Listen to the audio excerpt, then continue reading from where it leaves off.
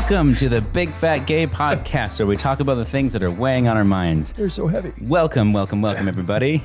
My name is Michael. I am a chaser, and today I am a editing Disney boy. I have been working diligently on the Boston Gay Men's Chorus Disney Pride in concert all month.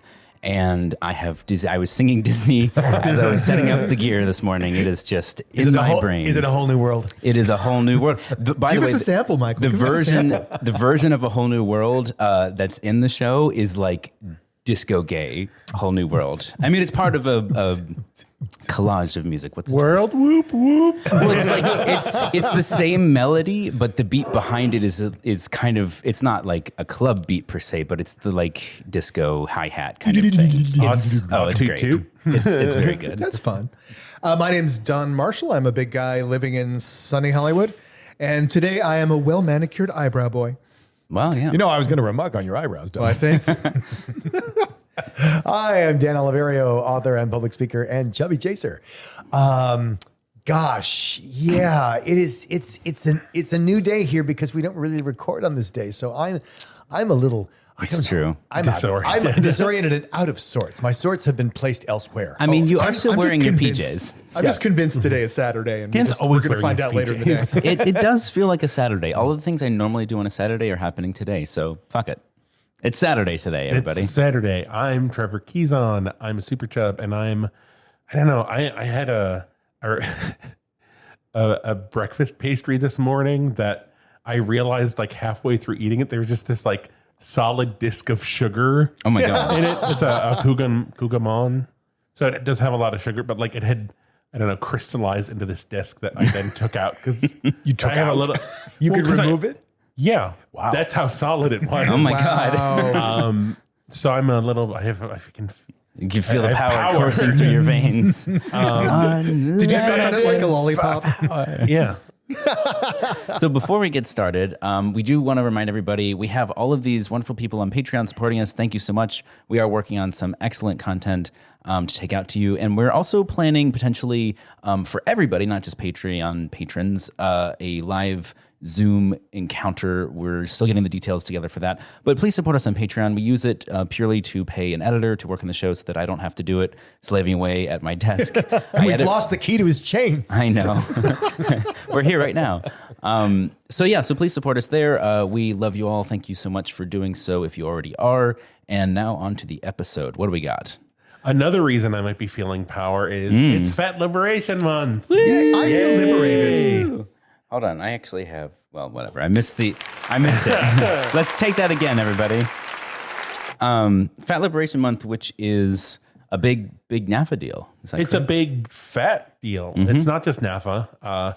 NAFA did a ton of programming last year. So for those of you who feel maybe disoriented, last year was the first Fat Liberation Month, and it was in May, but the decision was made to move it because we didn't want to take any thunder away from Asian American Pacific Islander Heritage Month, which is in May. And August is a blank slate. It's a fat slate. Are you sure? Because Yes, there was there was a lot of research and discussions, but Bats Langley made some Fat Liberation Month art for NAFA, which I sent in the group text. It is so cute. It's delightful. It is adorable. It is so It's cute. wonderful. It feels joyous. Yes. Will that be on the website? They're all Website? dancing. It is. It'll be on Instagram too by the time this comes out, I think. Because it's disorienting. Everyone hold on. Yeah, but I have maybe a Fat Liberation Month related tip. Okay, well, Later on in the episode. We'll But circle you back. gotta earn it. You gotta eat your dessert first before we get to the vegetables. I don't know. You removed that sugar disc. Yeah. So starting off strong this week, though, we have big Lizzo news, which we Yes. don't always have, but It's like a she mini is- Lizzo watch. We're doing a little throwback. 2022, big year for Lizzo. Came out swinging with her new album titled Special. The single, or are there more than one single? I think The first single, probably.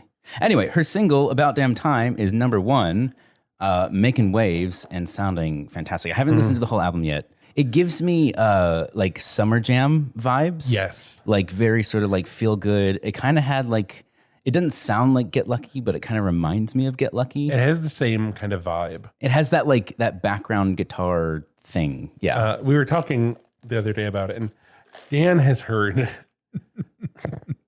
It's a Dan story. Oh boy. Dan has heard about Damn Time, but I don't know how much he's heard of it in the actual version, because there is a TikTok sound where it's about Damn Time, but it's like someone doing like a speaker voice. Oh my God. Oh, you know what? I have heard that. I think I heard that before the actual song. I could imagine Dan listening to the song going, "It's about Dan time." I'm totally It is about Damn Time. No, about Damn Time. It slaps. Everybody's Gay is very good. Disco vibes. You're Special, which there was like Lizzo released like a little like 30-second, maybe less than 30-second clip of that earlier this year, and it's a really just great like I don't know, feel good power ballad. Yeah. Lizzo, like if you, and by the way, having access to our Spotify statistics, I think Lizzo is our number, like I can tell what people who follow our podcast on Spotify listen to, and Lizzo is number one in that list. Unsurprisingly. Yeah. Yeah. And due in no small part, I'm sure, to us. Yeah. So you're welcome, Lizzo. Oh, yeah. You can come do the interview now. We know you want to. Oh my God! Can you? I would just die. My head would explode. I would just shoot off my body. Well, guess who's in the other room, Trevor?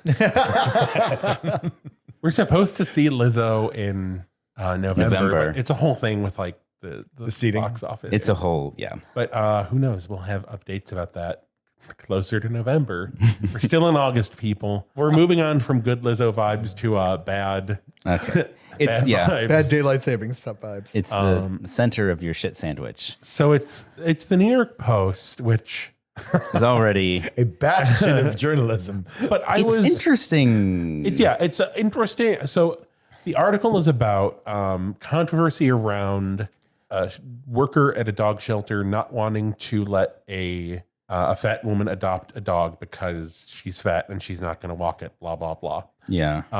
So it's a New York Post article that's basically from like a Reddit "Am I the asshole?" post that has since been deleted. I think because I don't know. I wonder if this person posted it looking for validation, and I think don't that's think exactly they the were case. getting Well, it. it's really weird because the article actually is pretty good about going back and forth between like showing everything. Yeah. And so here's the thing. So the worker, I'm not sure if they're a volunteer or not, but the person in charge of whether or not the dog goes out the door is like, well, I got a lot of yellow-green flags when I interviewed this woman about whether I should give her the dog. Like yellow-green flags, which means what? What What the does fuck is that mean? Okay, so as an example of the yellow-green flag is, well, you say you're physically active, but I can see you're super fat. right. Or So that's a yellow green flag. Another yellow green flag is, well, this dog, this killed me. This dog, who's going to chase after this dog when it jumps over the fence? And, who's going to run for 2 hours a day walking? Like, what do you mean run for 2 hours a day? Nobody does that. Yeah. What? What? No person. I don't care if you're Jim Fix who invented the running craze. You do not run 2 hours a day with your dog. Nobody does that. So I'm like, what is the standard you are holding this person to in the first place? I can get that if it's let's say it's like a cattle dog, like a herding dog, which is just they're always on and they're always thinking and they're always got to be moving. Okay, maybe that's not something for someone with a sedentary lifestyle, but the woman says she doesn't have a sedentary lifestyle. She lives down the street or across the street from a dog park. Yeah. And then what was interesting too is a lot of the commentary that came back was like, me and my wife are fat and we walk our dog 5 times a day, Yeah. And it's just the assumption of ability. You look at a fat person and you assume. Which it's really weird because the worker in the article says, well, and I didn't want to, I know that physical activity doesn't necessarily correlate with body size. But you, and I didn't want to assume that, but that's exactly what you assumed. And that was the also, response they were getting. Yeah. The comments were saying, quoting the person, I know you can't judge fitness by looks. And then you immediately just did that. The best thing to do would have been a home check and a 2-week foster trial. Like, there's so many other routes you could have gone. Which is actually what we did when we got our bulldog. And then God, we don't talk about the bulldog. We discovered that the rescue did not know a lot about the dog. And it's fine. The happy ending, he went to like doggy rehab boot camp, and then got adopted by someone who lived alone right at the start of the pandemic. Yeah, like someone who lives alone in the greens of Montana. It's like, they got his antipsychotics right.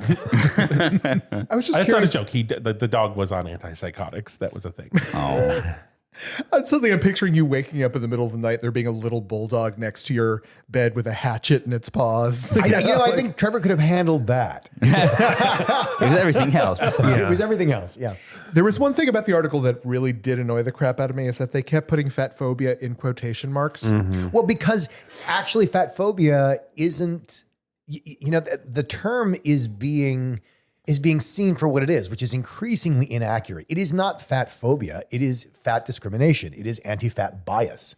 And so I'm okay with it being put in quotes because But I don't think the New York Post is doing it because of that. Yeah, that is not why the Post is doing it. The Post is doing it because supposedly there's this thing called fat phobia. maybe, or they're just like, look, we have no responsibility for the term. That's what was said. I'm curious. Either way, I would have put it in quotes too, because like they said that, but that's not what it is. Interesting. I wonder how enlightened the writer of the article is, how much they were putting into it. So one thing that really kind of, I don't know, got me was the shelter worker commenting on she was sweating even though it wasn't hot out. Yeah. And you should have seen her walking back to her car. Struggling to walk back to her car was the way they put it. God. Yeah. Which, how do you know? What is that? What did that look like? Don't know. You have zero context for what that. I mean, Dan gets hot and sweats from seeing someone in a sweater on TV. Yeah, that's true. Yeah.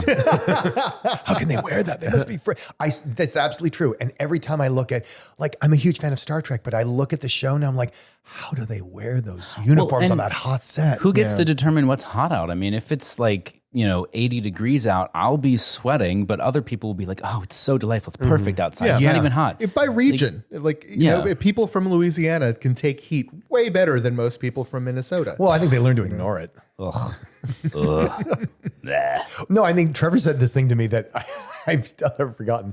I was having one of my moments like, oh my God, there's a man over there with a sweater. Why isn't he on fire? and I was thinking, we were talking about people going to a wedding and dressing up for a wedding, and the wedding is outdoors in a humid, hot month. And I'm like, why would anybody do that to themselves? I'm like, and Trevor said, Trevor turned to me and goes wow, you actually have the expectation that you'll be comfortable. And I'm like, yes, I do. I grew up in Southern California. We were always comfortable. That's the point. I've done the same thing. I've gotten invitations for weddings outdoors in August. And all I can think is and you expect me to wear a suit? No. Never. No. I'll wear shorts and maybe a tank A top. bathing suit. Yeah. If you have a wedding in a pool. Yeah. I'm just imagining Michael it's a outdoor wedding and there's a pool nearby, and then Michael just run during the wedding, cannonball. Yeah. Well, plus, if you're fat, where you have a different ratio of volume to surface area than other people, and so the cooling process, and then if it's humid, blah blah blah, and then if you're wearing, this is a thing I discovered again because I'm Mr. Heat Miser. I discovered that most of my dress clothes, when I was going out to teach, most of my dress clothes or casual clothes, office casual, were a polyester blend. And that made such a tremendous difference in how hot I was. I was wondering why I was always just sweating in the middle of class. And it was because, you're wearing a cotton poly blend and not just cotton. Mm-hmm. Ugh. No. I'm just Linen glad. is your friend in the summer. You just have to wash it all the time. And iron it. I'm just glad to see the New York Post. I posting something I wouldn't say this is positive. I would say it's very neutral and an appropriate tone. And seeing on Reddit people defending fat people. Yeah, that's normally, shocking. It's shocking how much, though Reddit got rid of the fat people hate subreddit, it's basically just been replaced by other things by putting in every other story. Yeah. I mean, there were certainly a fair number of comments that were like, well, of course you shouldn't be giving that dog away to fat people. I mean, just look at them. I'm gonna eat the dog. It's possible that the New York Post is aspiring to responsible journalism. And that is a ray of hope. I mean, we should encourage them, even though they probably put responsible in quotation I mean, look, marks. they're a newspaper that is, not Salty. A little bit. They're a newspaper that is not hung up on, being particularly fair. They're very hung Or up accurate. they're very hung up on making a profit. Yeah. And having this kind of story, it's a dog story and it's a fat story. Oh my God, it's a no-brainer. Well, it's the winds of change, which feel them blow over you. It smells like an orange grove. It's that scent. They pump it up. It's Fat Watch Yes. 2022. We should have had the scream of orange trees in that clip. Yes. Ooh, that'd be nice. You don't want to hear that. We have a NPR piece that was interesting. I feel like this came from either Dan or Don. I definitely had seen it. Yeah. Okay. Well, then it's I really think good. you shared it. Yeah. And it is an interesting piece about a company in Illinois that took a interesting approach Is it to CHI or CHI? CHI. CHI. Yeah.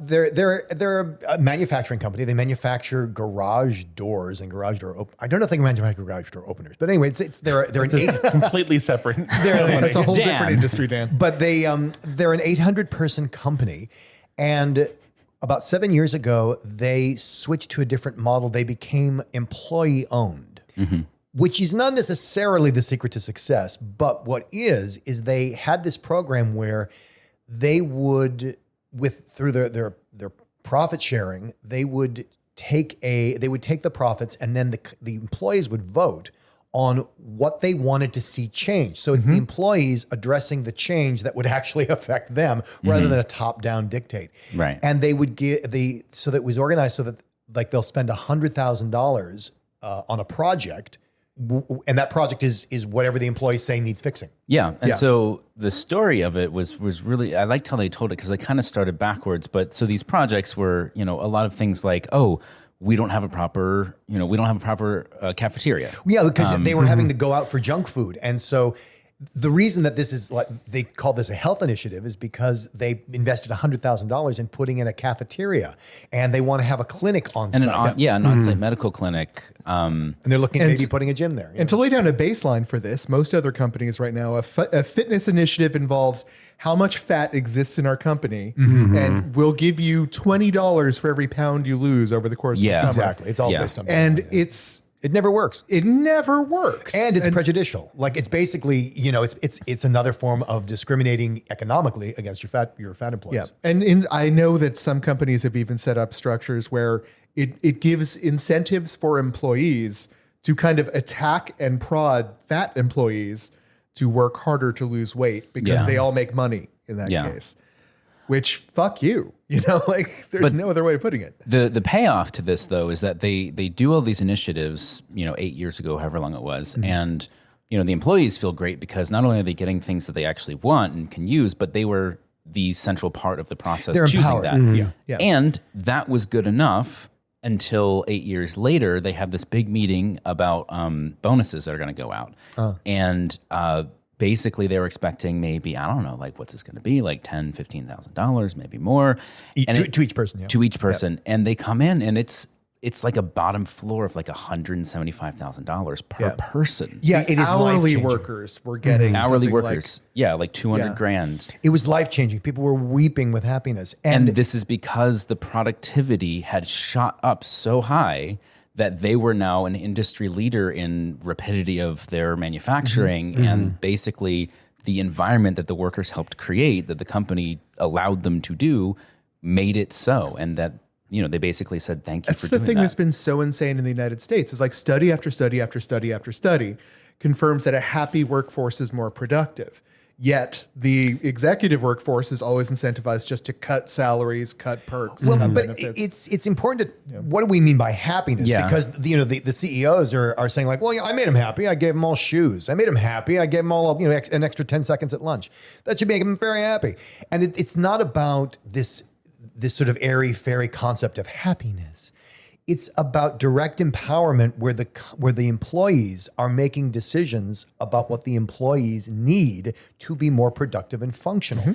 And and what I love about this story too is it exemplifies how like we're so concerned about health. And yet all we do is nothing. We have all these programs to incentivize health that go nowhere. Like study after study has also shown that all these health incentives do nothing, have a net result of zero, and still cost money. Yeah. This is actually what's important to see here is it's a systemic approach. It is the entire organization, not focused on health, but focused on what would be better for humans' lives who work for us. And if you improve that, oh gosh, you have better health outcomes and you have better profit outcomes. Well, and anyone who's worked a job they hated will know that there's no amount of money that will make you love a job you hate. And so you start with the actual job itself and the environment and the things you deal with day to day, things that will actually make you happier and make you believe in your job more. And it doesn't have to be actually job related. It's not like, oh, well, what tasks do you prefer to do? It's like, well, no, I would just love to have a cafeteria where I can get like affordable food that tastes good. And then you build up from there. And so the reward at the end of it is like you guys, it's like the reward of money is you did such a fantastic job. Here is a bonus. And that's like, it is a bonus. It's an added thing. It's not meant like getting a raise, like negotiating a raise for a job you hate doesn't keep you at that job. I think anybody who's had that experience will know. When I visit my father up in Oregon, there's like 3 or 4 supermarkets around him, one of which is a co-op, right? In all of the other supermarkets that you go in up there, you can actually hear the Russian bout music as soon as you run into the front door. Like just people are miserable there, super unhappy. You walk into the co-op and it's like freaking taking a little ride down, It's a Small World. Just everyone's singing and dancing in the aisles and loving life. You know, you can feel the difference in a place where people feel like they have a stake, that their work is valued, you know, by that kind of structure in a way where top down very rarely expresses. I mean, you'd be surprised how far that extends. I have a gym story about that. So Equinox is this really, really super high-end gym, and it's all about, like, do you look like you belong here? Yeah. And I don't like it, but there was no other gym for me until very recently. What was interesting is the thing that drove me nuts about the place is like, and again, if you use free weights, they put the weights not in a place where they're usable for the equipment. And I talked to the personal training manager. I was like, why don't you put, like, why aren't there more weight trees? Like, and weight trees are like where you store the weights when they're not on a piece of equipment. And he said, oh, because management went through and they told us to get rid of the weight trees because they're not aesthetically pleasing. Like your only job is to be functional, and and this is a stupid example and a rather limited example, but it also shows like this. There's this concept in American business of how does it look rather than how does it function. Yeah. And we do that a lot in American society of like, well, we could make it work better, but it would require a lot of change. And, it's not going to do that. It would look better. At a gym, no At less. a gym, Like, no less. what are you- Well, because it's Equinox and they're about how it looks. They're really about how it looks. The trees are going to get in the way of people's selfies. Yeah. I feel like we've gone up and then we went down and then we went up. No, let's go sideways. Taking No, you back let's- down. Yeah, I guess it depends on your point of view, but our main subject today is it was so simple, and yet is that my phone? What the fuck? Sounds like it's your phone. My phone is off. What? I don't know what happened. Michael's phone just got possessed and started playing. It was your a phone, video. right? It was my phone. Yeah. I turned it off. Anyway. You really shouldn't have got that phone at the cursed pawn shop. Yeah. I warned you at the time. Look, it was a great deal. It was a Verizon It wireless, and he spoke got it to me. Yeah, but once the transaction is done, if the shopkeep just cackles maniacally like that, it's a bad sign. Hey, Well, when I went back to return it, the shop was gone. What do you want me to do? and you really can't pass up a deal, for a cell phone for just 2 monkey digits. 2 monkey digits. I had them on me. What did you want me to do? Anyway. Yeah. Speaking of monkey paws, Oh, so let's we're make keeping a that wish bit in? Is that, Jamie. we're going to keep that? Okay. So a listener, I saw this, but a listener also sent it in. And there was an interview with Vanessa Lachey of Love is Blind, which I think I'm probably the only one here that watched Love is Blind. Dan saw some of it. I saw 20 trapped minutes of the pilot. I was trapped in the room at the moment. For those of you who this was like, I don't know if it was early pandemic or like right before the pandemic, but Love is Blind is a Netflix show where the contestants are separated, the men and women are separated and kind of in these separate pods. And there are these rooms where they can flirt and talk to other people, but they don't get to see them until they agree to meet. And then they have a interaction period where they're like having face-to-face dates. But basically the concept is they are, they don't get to see each other. They're getting to know each other in the absence of any sort of physical or visual response. Right. And the call to action here is to have plus size people on the show. Yes. Which... Well, there are two things here. So the first thing that Trevor's talking about is the host, when asked, why don't you have more plus size people? Yeah. She said, well, plus size people just don't have the confidence to come on our show, I guess, because they're not there. Yeah, they're too insecure for... It's their fault they're not on our show. Well, and it's they like I have the good sense not to go into war zones. It's like I don't know why they don't show up. It's just a war zone. So There's been another discussion that I've been keeping an eye on this, but didn't really know how to make it into a main topic. There is an online petition for there to be more plus size guests on The Bachelor, which has happened before. Yes, there were a season where there were 2 plus size contestants and they went home the first week. No, exactly. I think someone said like, they both went home the first week? Yeah. Jesus. Yeah. Boom. Okay, done with that now. Now we can get on to the real show. Well, they get the headline, and then that's our discussion today. Yes. Is adding fat contestants to dating shows, 1, viable, 2, a good idea, and 3, what's the cost of it? Well, hold on. We have what to frame benefit does it give us? We have to frame it properly, because the people there's actually this fan group who previously petitioned The Bachelor to put people of color on the show, and now is petitioning to put plus size people, a diversity or just body diversity on the show. But they're being a bit more responsible than just like, hey, you should have fat people. What could go wrong? They actually have it.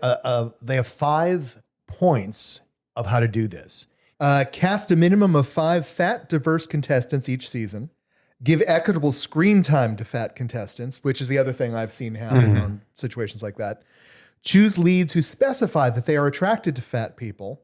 Provide mental health support to contestants navigating harassment.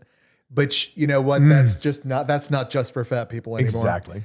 And hire fat staff in production and incorporate fat inclusion training. Which I thought was a nice touch. Like that's kind of important. Yeah, it's kind of like getting you can cast fat actors in roles, but like if you don't have fat people on the back end and the front side of production, like writing, directing. Well, or just like, oh, sorry, I didn't realize you needed a chair that wasn't a size 2 chair. Right. So I don't know. I don't know anything about The Bachelor. Is this even conceivable? I do like that. My thing about it is this. Number one, you have to start with, it's lovely to say that in a wonderful, perfect and diverse world that everybody gets a date all the time. It is not fair to put fat people in a situation where they know they're going to be discriminated against. Yeah. And it is also unfair to ask a straight-sized person, you must be attracted to this person equally to that person. Right. That's also unfair. I mean, it would be the same as if I go on, it would be like if I go on a dating show and I say I'm gay and they're like, oh, and by the way, half the people are women. I'm like, well, okay, but then I'm not dating half the people. Yeah. Right. So, and I realize for some people that may seem an inaccurate analogy, but for a chubby chaser, that absolutely is. Mm-hmm. Though I like their idea of including someone who is more open to a diverse body attraction. Exactly, because there are 3 kinds of people, right? There's the people like me who are chubby chasers. There are the people who are like, nope, never dating a fat person.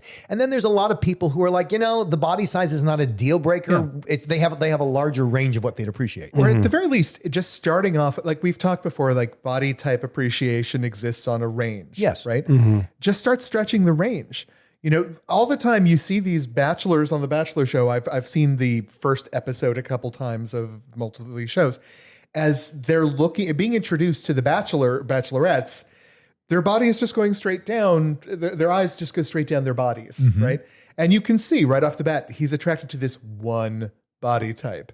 Well, that's okay. We put the whole show that one body type feature. Exactly. See the You know, but just seeing people who have more diversity in what they're attracted to can help people model their own behavior and sort of realize, maybe I am attracted to the thing and I just didn't allow myself to think that way. That often happens. But my thing is like, I feel like especially with The Bachelor.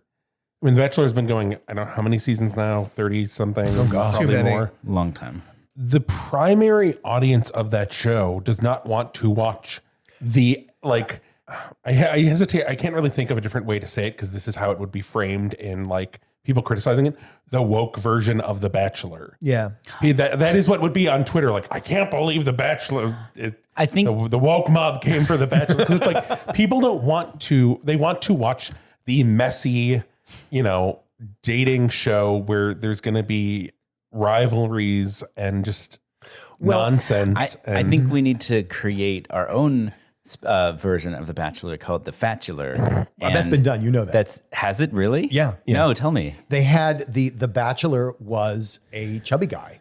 And I don't know if it went anywhere, but I remember this was a big deal in the news. Yes. It was a fat guy and then fat women, but then I think there was a twist at some point. Do you remember the show, Don? I don't remember the show We at all. talked about this, I think, way back. Really? Not you, Suri. So many. There was like a twist, I think, at one point where they brought in like skinny women at a certain point in the show. Oh my God. How brave. No, I think the because idea it's is like I think the idea was like now how do the fat people look? Ha ha ha. It was sort of this like, okay, now the show can really start. I'm reminded of Beauty and the Geek. Yeah. Right? Yeah. Where the concept was you have this one super hot bachelorette and then all of the guys are skinny. Like there were no fat geeks. They were skinny, sort of scrawny, really smart business entrepreneurs. Right. And I'm gonna guess pretty handsome in some form. Like they may not present as handsome, but they clean up well. Like more normal looking Yeah, guys. exactly.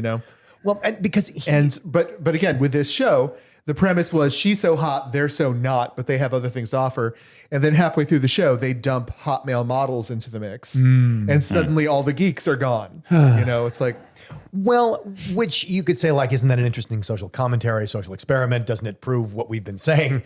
But I personally don't want to watch it. right. But Yes. but here's the thing. This is the thing. It's for the audience, right? And as Trevor points out, there are two things that the audience demands of a show like this. One is trauma, because this is part of a genre that I call trauma TV. Sure. But the other thing is you are going to get very, very upset audience members if the hot people don't end up together and the ugly people end up together. When you have, and I've encountered this out in the world at a personal level, when you mismatch, when people perceive you as dating, quote unquote, outside your league, people get upset. They get angry that, oh my God, I can't believe he's with her. She's with him. Him's with him. I mean, it's ridiculous. They have such a vested interest in making sure that people stay in their quote unquote league. Which you could turn it around to make it an argument that, seeing more inclusion and getting that league stretched out in dating reality shows might be beneficial to society. Yeah, I don't. I just don't see it happening anytime soon. It's you got to get underneath it because it's a conversation about league, not stretching the league, in my mind. I mean, but Well, I feel like if you stretch the league, eventually you break the league system. It's like the caste system. As soon as there's like, You got to look at the underlying principles. That's what I say. these shows do not represent any reality in which people actually meet and date in the world. No. right. Yeah. That's, I think, the biggest problem. And I mean, it's such a formula at this point to mess with it would be, I think, like no one would like it because it would be, I think, still just what you would expect would happen. Where I think when, they're interviewing bachelors for the show and it's like, oh, do you, what type of women do you like? And if someone was like, oh, I like all types, they still might not. To me, it's like it's endemic to the format. Like it kind of feels like the only metaphor I could think of was like, or the similes when the clown organization gets really upset when there's a horror movie that has a clown villain in it, and they say you're just demonizing clowns and you're making everybody hate us, and it's like, but but it's a horror movie called It, where that's the point, is that the clown attracts kids and blah blah blah blah. And it's like that is the entertainment. Like if you don't like it, that's The horror fine. is that it's a clown because clowns are supposed to represent something. Well, And they don't. and bigger than that, because there is a current in society that is terrified of clowns. That did not come from nowhere. Right, and that's why they tune in. That's why it's interesting. And so it's like that is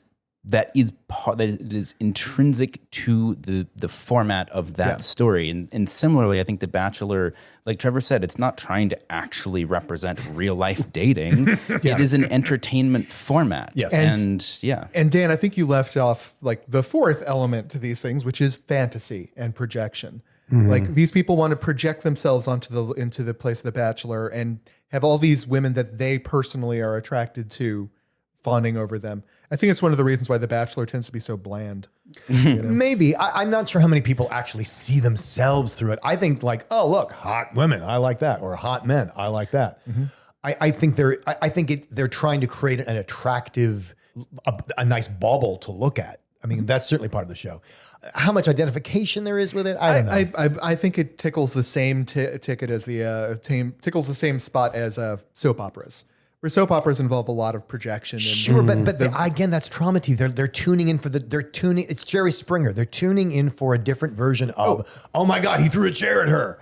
Fantasy and trauma are not mutually exclusive. Okay. And it's, I mean, very much objectification. I don't watch these shows, but my Pilates instructor was watching the new season of The Bachelorette, which I guess like it was, I don't know if it was the first week but very early on, there was like a Speedo competition he was commenting that he thought it was weird because they were all in Speedos, but it was blurred. What? Which I think is because there was probably visible penis outline. Sure. Is that in some, or like it was enough to where like we're just going to blur all of them because it would be weird to blur some of them. well? And I almost feel like the blurring makes it's kind of More like scandalous. bleeping. Yeah, it's like bleeping Yeah. curse words. Like sometimes the joke is funnier when the curse word is bleeped out. Yeah. Like I think it makes it more alluring to have everybody blurred. It's like, oh, but what is under there? Like you know, like how big or how small or whatever. You get to kind of talk about it and guess and wonder. It's like never seeing the horror villain until the very, very end. Well, and it is prime The time. monster penis. Yes. It is primetime network TV, so Yeah. I imagine there are certain standards that they have. Well, and they're going to be follow that- extra careful because, like, Yeah. because of their audience. Their audience There's- is middle America, wholesome, heterosexual. I remember a friend of mine who works in, it's not costume design, it's set costuming. And they, whenever there's somebody in their underwear it's network TV, they have to heavily pad the underwear to make it smooth, like Ken doll smooth. Like you cannot see a bulge of any kind. And so they have to like literally put padding on the inside. And think of how that's just the opposite for like women's breasts. Like no one's interested in padding a woman so that it just looks like a mono shelf. Well, nipple concealment is actually a thing. It is, but I'm talking about the whole shape or outline, or like, I mean, people pay money to make sure you can see that. That's what a lot of costume design is about. So the listener that sent this in, and I said, oh, I already saw it and I'm fuming. We were kind of going back and forth and just about everything we've discussed already. But I was saying that if there was a version of this, I think if you had, so it's The Bachelorette, and the twist that season is there's some guys with dad bods. I said dad bods up to maybe like Jack Blahk. Like there's dad bods and then like one like Jack Blahk level of chubby guy who's like, a Jack Blahk type. He's the he comes out on rollerblades with an electric guitar. Yeah. Grab a fruit beer and a pineapple pizza. Yeah. I think that would be the entry point. Sure. Because there is, I feel like more, and I think both of these shows, the primary audience is women. But I think it would be like, oh, but like he's cute and he's like a teddy bear. And but here's the thing, guy. The show is designed to show us who gets the girl, who gets the guy, and I think part of the where I like that idea, Trevor. But part of what gets me in the end is, but what we're really going to show is how you can be as cool and as hip and as smart or as whatever as you like. But you're not going to get the girl. But you're never going to get the But guy. if it's like down to, Jorck Blahk, the chubby roller skating guitar playing guy, and then like Ken. Chad Douchington.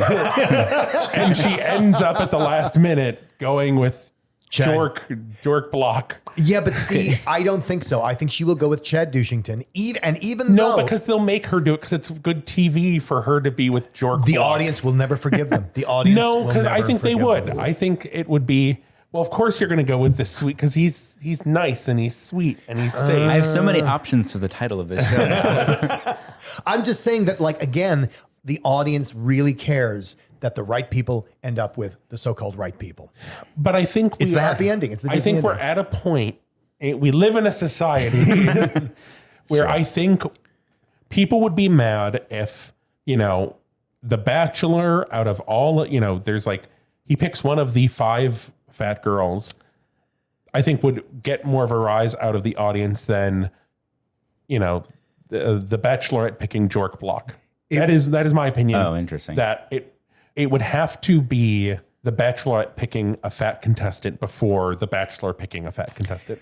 I feel like for this to work, well, one, it's going to be controversial. No matter which way they pick, it's going to be controversial. And if they do nothing, it's already It's controversial. not a bad thing on any kind of reality show where they thrive on that sort of attention. And 2, I think you would have to kind of hint early in the show that they were interested in Jorck.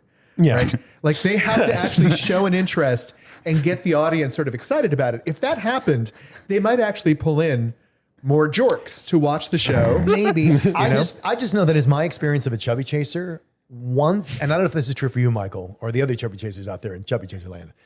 But when people find out you're a chubby chaser, they're like, oh, well, you're that. And you are no longer regarded as normal. Your taste will be dismissed. Your taste will be dismissed. And so if you set that up like you say, which I mean, I'm not disparaging the idea. I just I can see how this would go.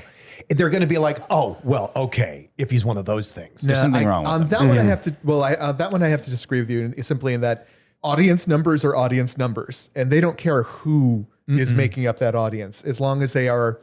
No, consumers. they will. My thesis is they'll say, oh, we don't have to watch this season. They have a freak on there. Oh, but you're talking about the audience. I'm talking about executives. And the audience is. If the audience numbers go up because of but they won't. They won't. I think they'll go down. As an example, I'm curious if when they introduced Black contestants, did this primarily white audience drop at all? I don't know. So I suspect so. I'd be curious because they still have Black people on the show. Well, viewer, if you think the Bachelorette shouldn't pick Chad Douchington, press 1 now. If you think she should you pick wanna Jorck vote for- Blahk, press 2 now. And let us know at our various social media. I mean, we could keep doing this could go on for several more No, hours. they should press 8 because that's the fattest number. 8 is the fattest number. Yes, it is. I did tease before that there were some fat tips for Fat Liberation Month. Yay. So there is still some programming being locked in for Fat Liberation Month at the time of recording. But there are 2 things I want to give shout outs to as far as NAFA programming. There is on Saturday, August 6th at 2 p.m. Pacific time, Bree, who was a guest in our sex toy episode, is leading us through a Fat Community Magic and Tarot reading on Zoom. Interesting. Which Bree did last year. It was wonderful. They did an awesome job.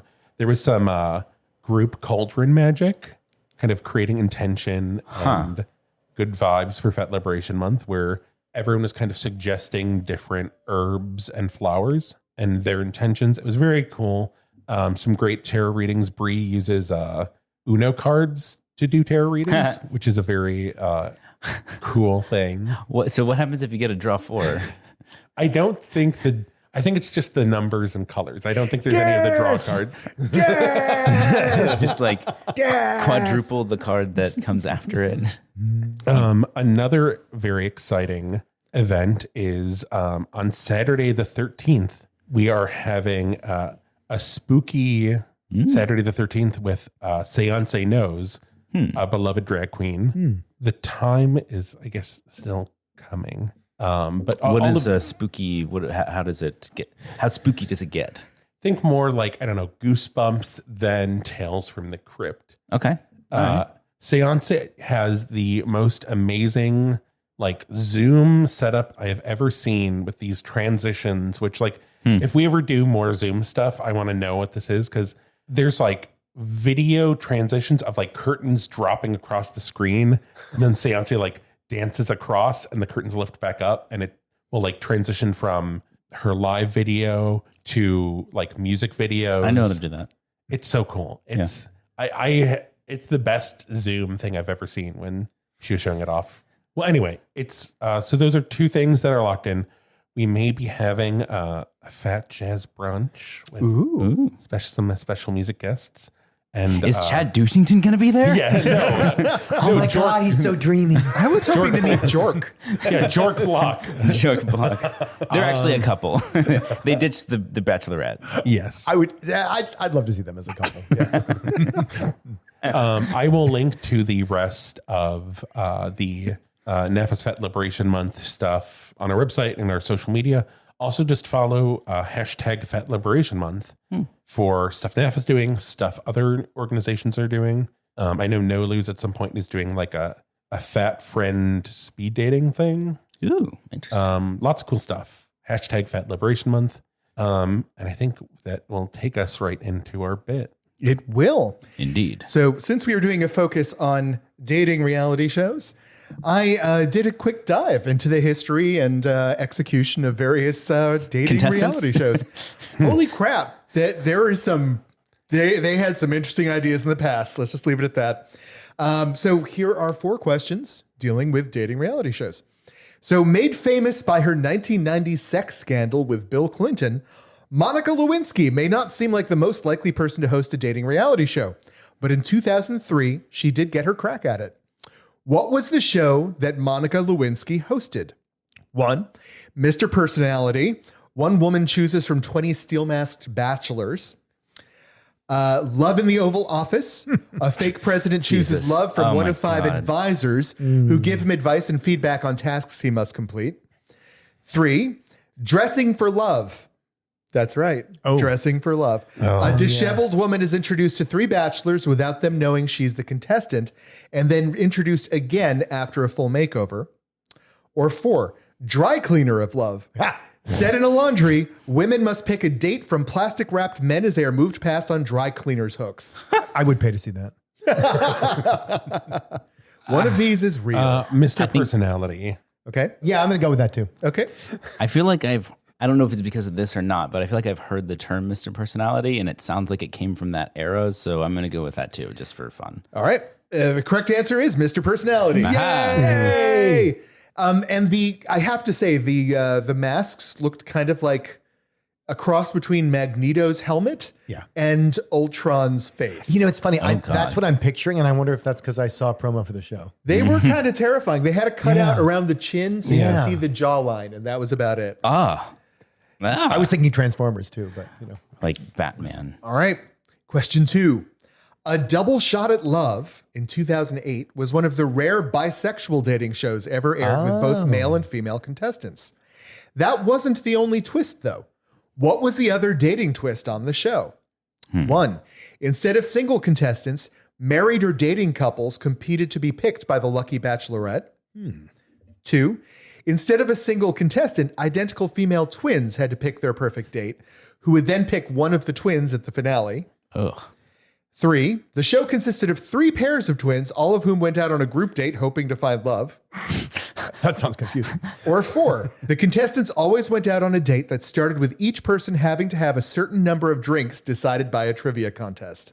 I'm going with with- twins as the contestants. that Bisexual are- twins twist. Yeah. Okay. I'm going with number 1. And wasn't this Tequila's show? It evolved out of it. Okay. It was kind of a spin-off. I'm going with 1. I like number 1 too, just because it sounds actually the most interesting. Yeah, that's what I'm picking. Okay. The correct answer is, in fact, the twins. Aha. No. Woo. Yeah, it's kind of disturbing. Yeah, this show was the 3rd season of Finding Love with Tila Tequila, and they wrote her out, I guess, and started again. All right. Next, in 2005, ran for 6 seasons and had a rather unusual twist. What was it? 1. The contestant could shout "next," and their date would instantly be replaced by a new partner. Ooh. 2.